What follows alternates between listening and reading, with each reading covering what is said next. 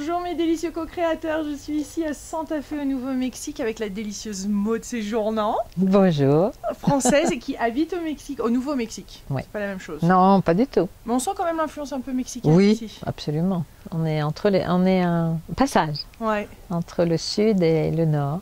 Oui, tout à fait. C'est magnifique ici. Oui, Il y a une certaine énergie qui est très spéciale. oui, Génial. Donc vous êtes auteur et coach, et formatrice de coach. oui. Et vous avez décidé d'habiter à Santa Fe.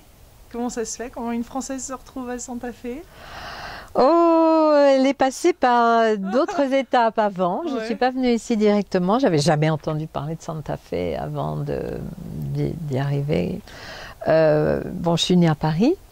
Et puis, à l'âge de 27 ans, j'ai eu l'envie profonde de traverser l'Atlantique à la voile. J'ai toujours aimé le bateau, naviguer et voyager. Je suis nomade, quelque part. Et j'ai eu l'occasion de faire cela. Donc, je me suis retrouvée aux Antilles. Et là, aux Antilles, le concours de circonstances ont fait que j'ai atterri, c'est le cas de le dire, à Saint-Barthélemy, où j'ai vécu 10 ans. Sympa. Voilà, en ayant mes enfants, les élevant là-bas, petits. Et puis à un moment, une amie m'a parlé de Santa Fe. Et je ne sais pas, il y a eu quelque chose qui m'a attirée. Et je suis venue ici, et là, ça a été le choc, le coup de foudre total. Ah oui, le coup de cœur, absolument. J'ai senti que c'était mon endroit. Et voilà. Et vous êtes venue, vous avez déménagé, vous êtes voilà, installée ici. je me suis venue m'installer ici et ça fait maintenant 25 ans que je suis ici. J'en reviens pas. Ouais. Et vous avez rencontré Don Miguel Ruiz assez jeune? Oui, alors Don Miguel habitait à Santa Fe. J'ai dû le rencontrer en 91, je pense. Donc ça fait longtemps. Et à l'époque, j'avais déjà un voyage avec des étudiants de France qui étaient venus étudier avec moi. Et j'avais organisé une réunion avec Don Miguel, ils ont eu la chance de le rencontrer alors qu'il n'était absolument pas connu, il n'avait pas écrit ses livres. Et mais un cœur grand comme ça, déjà voilà. à l'époque, oui, je suppose. Absolument, absolument. C'est un être vraiment exceptionnel. Qui a écrit les 4 accords Toltec et le 5e accord. Le 5e accord, la maîtrise de l'amour, plein d'autres. Oui, magnifique. Donc, je trouve que pour moi, un grand enseignant, c'est quelqu'un qui parle simplement et qui va toucher directement quelque chose de très profond chez les gens. Et c'est ce que tout le monde me dit quand on lit les 4 accords, comme s'il avait eu le don de mettre une magie dans les pages de ses livres. Hein, on est touché. La justesse. Qu'on est touché par sa présence aussi. Hein. Oui. C'est au-delà des mots. Et d'ailleurs, c'est ce qu'on ressent ici à Santa Fe, je trouve. Il y a une authenticité, il y a une vérité, il y a une ouverture de cœur, il y a une simplicité. Oui. Et puis ce paysage qui se fond, enfin les habitations aussi qui se fondent dans la nature, et on ressent vraiment la présence de la nature. Et vous enseignez beaucoup. Ah oui, autour de la nature. Pour moi, le retour à la nature. C'est la nature qui nous enseigne. C'est au départ la nature qui a tout enseigné à l'homme. Tout est venu de la nature. Les chamans d'autrefois, les premières religions qui étaient le chamanisme, c'était savoir se relier, écouter, percevoir ce qui nous était donné par les plantes, les animaux, les éléments. C'est quand même la base. Ensuite, il y a eu les religions révélées. Et écrites, etc. Mais on peut se demander, bon, elles sont révélées, mais les personnes qui les ont transmises, voilà, quelles sont leurs... Bon, il y a des paroles qui ont besoin d'être dites, notamment pour instaurer l'idée d'amour, de respect et d'amour entre les hommes. Je pense qu'il y a quand même des grands enseignants qui sont venus nous dire ça.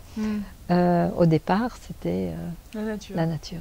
Et comment on peut se rapprocher de la nature pour apprendre de la nature ? C'est un peu intimidant quand même, pour certaines personnes. Alors, je dis souvent aux citadins notamment... Alors soyons clairs. Aux citadins, vous pouvez commencer en ayant un petit pot avec une plante dedans que vous mettez sur le bord de votre fenêtre ou sur le coin de votre évier, et puis déjà avoir cette relation-là. Bon. Cette relation, quelle relation ? Ah bah c'est une relation. Les peuples premiers voient toujours le rapport avec la nature comme un flot de choses, de cycles, de choses qui bougent. C'est une vie en mouvement. Donc nous, on est là, on témoin de cette vie qui bouge. Et avec une plante, bah, on la voit, elle fait des bourgeons, elle grandit, à un moment elle se fane, à un moment elle perd ses feuilles éventuellement. Donc il y a toute une histoire qui se passe. Donc c'est très important d'être témoin de ça et puis de voir qu'est-ce qu'on peut apporter à cette plante, qu'est-ce qu'elle nous dit. Enfin, il y a beaucoup de relations à avoir et c'est ce que savaient faire les gens autrefois, être dans cette relation. Maintenant, il y a beaucoup de personnes qui conseillent d'embrasser un arbre, absolument, de sentir. On l'embrasse et on fait quoi?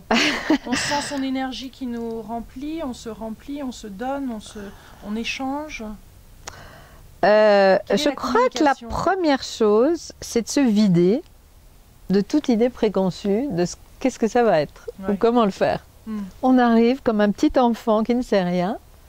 Et puis, on ouvre les bras, et puis on se met là, et puis on regarde ce qui se passe. Tout simplement. Puis on écoute, on observe. C'est toujours se vider.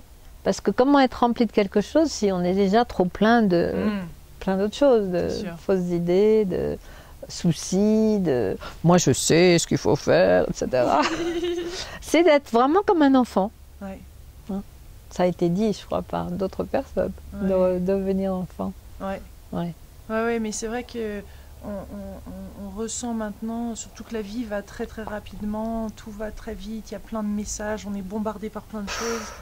Alors, il faut savoir aussi se protéger, occulter certains messages. Moi, j'ai choisi, par exemple, de ne pas avoir la télévision. Ouais. Bon, j'ai pas la télévision. Alors, pendant un petit moment, mais comme j'avais beaucoup voyagé les années auparavant et que j'étais jamais vraiment en contact avec une télévision, ça m'a pas vraiment manqué.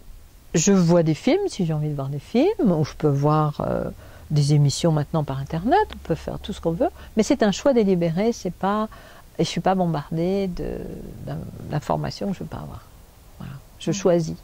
Je crois que c'est important maintenant de savoir choisir les énergies qui vont nous toucher. Ouais. Choisir les gens, choisir les cercles dans lesquels on veut être, choisir les activités qu'on va avoir, et être très clair là-dessus. Et le rôle de l'intuition dans tout ça? Eh bien justement, l'intuition, pour moi l'intuition ça part à travers le corps. Ça démarre dans le corps, c'est d'écouter le corps, qu'est-ce qu'il a envie de recevoir, de nous dire, comment il nous signale, attention là je vais avoir d'ici 2-3 jours, si tu continues comme ça, tu vas avoir vraiment une grippe ou quelque chose, et tout de suite commencer à prendre une tisane qui va améliorer les choses, etc. Tisane de gingembre comme nous avons bu. Voilà, donc c'est une intuition encore une fois, c'est d'être ouvert et d'être à l'écoute du corps. Et puis quelquefois, il y a des intuitions d'un autre ordre qui sont des intuitions plus de, on ne sait pas d'où ça vient, boum, hop, on a une vision, on a, oh attention là, ou tiens, telle personne va t'appeler, ou il faut que tu appelles telle chose. Bon. Et je crois que c'est important d'écouter ça et de suivre ça. D'écouter en tout cas. Les objets là, quels sont-ils? C'est quoi ce petit ours? Alors c'est ce qu'on appelle un keshi. Ah. Les keshis, ce sont des petits animaux qui ont été sculptés dans différentes pierres. Ça, en l'occurrence, c'est de la turquoise. Et ils représentent un ours. Et parfois, certains ont un petit poignard qui est attaché sur le dessus et qui va représenter l'arme avec laquelle les anciens allaient à la chasse pour tuer cet animal. Ah.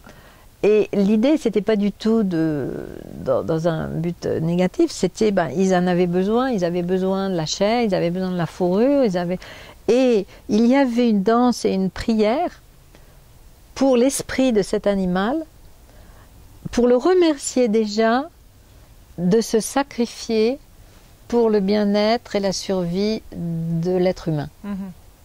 Et c'était ce rapport, on parlait tout à l'heure de rapport, de relation, c'était cette relation qui était établie d'entrer avec l'esprit de l'animal pour que ce soit, je dirais presque d'un commun accord, l'animal se sacrifie.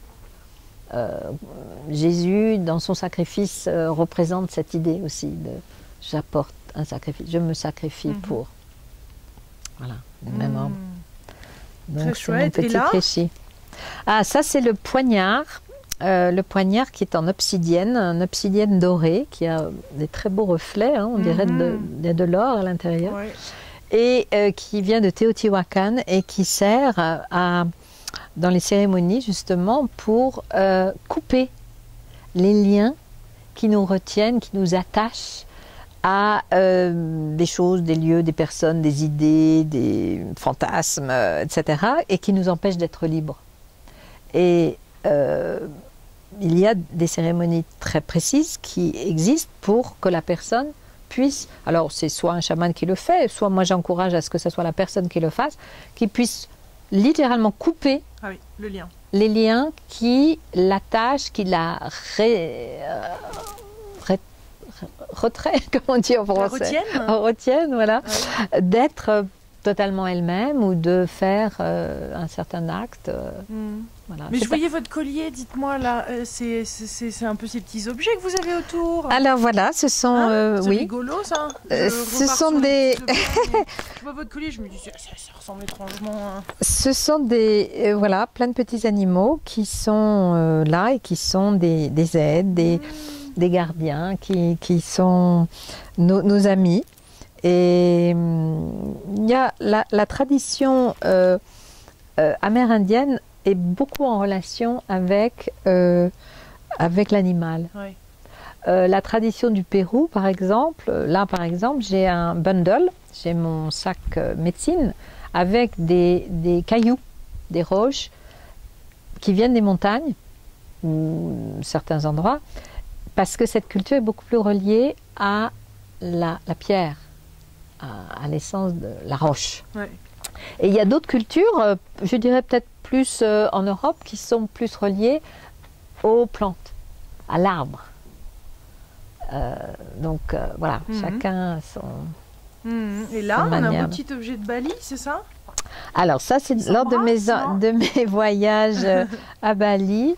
C'est une sculpture dans une seule pièce de bois, dans un très beau bois, et qui représente deux personnages du Ramayana, qui est le grande histoire épique hindoue. Et c'est donc un homme et une femme qui s'embrassent et qui ont des corps de serpents.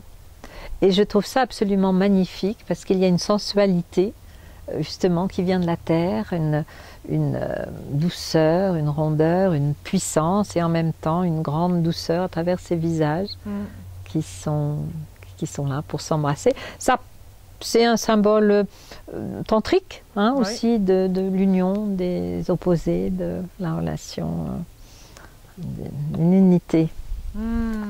Merci de partager ces objets qui vous sont aussi chers, de cœur. Voilà, c'est adorable. Merci. Merci d'être venu jusque là et bon voyage. Merci.